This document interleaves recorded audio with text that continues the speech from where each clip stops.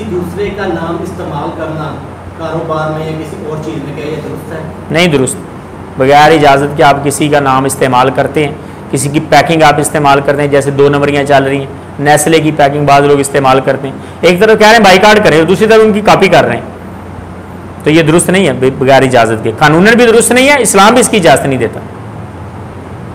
इजाज़त ले के कर सकते हैं, या किसी ने इजाज़त दी हो सरेआम, जैसे हमने इजाज़त दी है, कॉपीराइट का हमने इशू नहीं लगाया कि आप, और ये भी आगे इसमें मसला सुन लें कि किसी की वॉइस और किसी की वीडियो को इस्तेमाल करना बगैर इजाज़त के, ये भी चोरी है।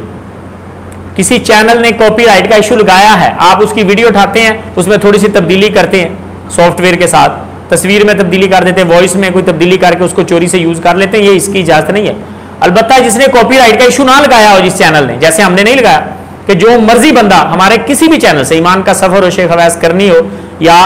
डेली हदीस हो, किसी भी चैनल से आप कोई भी वीडियो उठा के उसको जहां मर्जी इस्तेमाल कर सकते, कोई कॉपीराइट का इशू नहीं, ये चोरी नहीं होगी, ये सदका जारिया है कि आप आगे शेयर करें, आप लगाएं अपने चैनल्स पे, जैसे मर्जी इस्तेमाल करें, कोई कॉपीराइट का इशू नहीं हमारी तरफ से। इसका मतलब हमने खुली इजाजत दी है, जिस चैनल ने, जिस तिलावत के चैनल ने खुली इजाजत दी, आप उसकी तिलावत यूज कर सकते हैं। जिस कारी साहब ने अपने चैनल पर कॉपीराइट का इशू लगाया हो, गोया उन्होंने ये पाबंद किया है कि मेरी तिलावत को कोई बंदा यूज ना करे, और आप कह रहे हैं मैं सदका जारिया के लिए कर रहा हूं, तो आप चोरी करके कर रहे हैं हज़रत साहब।